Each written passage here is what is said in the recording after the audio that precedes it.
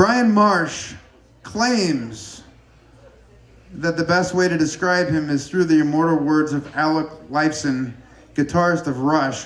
But if you've heard Brian Marsh tell a story on the stage before, you'll know that this is bullshit. But this is what Brian asked me to say, so. Brian said that the best way to describe him is through the immortal words of Alex Lifeson, guitarist of Rush, upon being introduced into the Rock and Roll Hall of Fame. Blah, blah, blah, blah, blah, blah, blah, blah, blah, blah, blah, blah, blah. He's a pastor. He's a percussionist.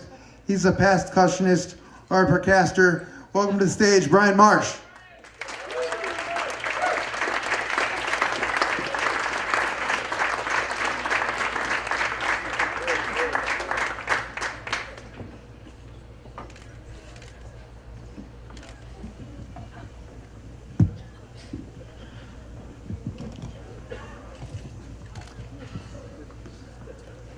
Some of you are noticing the shirt. I saw him in San Francisco before. All of you need to go see him at Big Sky Brewing next week. It's awesome. How the hell do you follow Mick Shrimpton from Spinal Tap? I picked this shirt out of the few that I have in my house because when I looked at it, I said, how much more black could this shirt be? And the answer is none. None more black. In honor of Spinal Tap, I'm honored to be here again and to tell you a story. And the story I tell you comes from Rome, Italy, a couple of summers ago. I was on a sabbatical trip for 3 months with my family. And one day we were staying actually in Vatican City, or near Vatican City.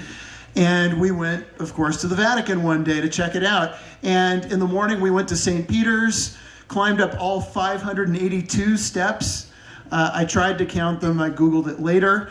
And got to the top of the dome there and looked down and was really, really tempted to just hock a loogie right down into the midst of the mass that was happening right below us. It was an amazing spectacle, just so much transcendence, so much presence. We also, those of you who are fans of Sunday Night Football, we had a Chris Collinsworth sighting in St. Peter's. He was standing below a statue of Elijah who had his hands kind of like this, not unlike a Hall of Fame wide receiver. I thought it was terribly fitting in that moment. We had a great morning. Strolling in the grounds, you go out into this big open area, and there is a God-sized mural of John Paul II up on the wall, which made me think about poor Benedict and the fact that all that Benedict really has to show for his name is an egg dish named after him. We get to lunch, and we have some stale paninis, and we're making our way to the afternoon adventure. And we were scheduled to go to the Vatican Museum, which includes the Sistine Chapel. I had wanted to see the Sistine Chapel ever since I was in high school. And the reason for that was hearing the story of one of our great religious historians and theologians and philosophers, Robin Williams. And Robin Williams described his experience in the Sistine Chapel, looking up at the ceiling, all the paintings on the ceiling and seeing the glory of God and humanity. And then two friends from California walked in next to him and looked up at the ceiling and went, whoa, Bitchin. And then Williams said, and then I thought maybe Darwin was wrong. And so I was fascinated from that point on with the Sistine Chapel, not just because of William's silly story, but because of all the history and of the incredible artistic depictions in there of all of these great people from Christian religious history and all the pictures of Jesus. And so I was looking forward to going to the Sistine Chapel. We make our way over there. And the St. Peter's Basilica to tour in there was absolutely free. You get to the Vatican Museum, it's 15 euros a pop. We're not living on Rick Steves' budget here for our European adventure. We've got a tight budget. And looking at my boys who are already melting in the almost 100-degree weather, they're not real keen to go in and look up at the ceiling of a cramped little chapel. But my wife and I both want to go see the Sistine Chapel. So we strike a deal. We both have our backpacks. I have the keys to the hotel. She has the money. And I also have the Metro passes. And we decide that she'll go to the museum first. The boys and I will walk back to the hotel. It's only 4 blocks away. We'll get some air-conditioned comfort for a couple of hours. She'll come back and we'll swap. I'll get to the museum. It closes at 5 p.m. I should have some time to be able to check it out. So she heads in her direction and we head out with my backpack. And as we get outside, I think, I better check the backpack and make sure that I have everything I need. So I take it off, I open up the first pouch, and I reach in, and I don't feel anything jingling like keys in there. So I go to the second, I go to the third layer. There aren't any keys anywhere in this bag. I also reach in and notice that our Metro passes are not there, and that not only has my wife unknowingly walked off with our hotel key and with our Metro passes, but also with all of our money. Now, we are staying in a hotel that does not have a friendly person sitting at a front desk. It doesn't even have a front desk. It's one tiny little door on a busy street, and the only way you can get into that door to walk into the front area to eventually get to your room is, you guessed it, by having a key to your room. So the manager, of course, is hopping between his other 3 properties in the area, and so there's nobody there. We have no way to get into the hotel. We have no money. We have no cold water. We have no Metro passes. So we go back to what I believe is the only exit to the Vatican Museum, and we sit down on the steps, and we wait, and we wait, and we wait for Kirsten, my wife, to come out and to make the swap. And 1 hour passes, and 2 hours pass, and finally about 2.5 hours later, we're melting in the hot sun. I'm trying to entertain my boys any way I can, playing music on my smartphone, telling my older son Ian stories that he loves. You know, Ian is a very special boy. He was 18 years old at the time that we made this trip, and Ian is specially gifted. He has autism. And that gives him a great and very simple way of viewing life and enjoying the simplest pleasures in life. And so while Trevor and I are listening to music and trying to keep our wits about us, Ian is giggling and just kind of having the time of his life. And if Ian had gone into the Sistine Chapel, we would have been looking up at the ceiling and marveling at the art. And Ian would look over, at one of the doorways and see the exit sign and go, E-X-I-T, exit. And look over the other one, E-X-I-T, exit. And while we'd be blown away by these incredible works of art, he would look at the pictures and he'd see the ones of Jesus and he'd go, Jesus, Jesus, Jesus, Jesus, Jesus, and then walk out the door. So Ian is there just kind of giggling to himself and having a good time.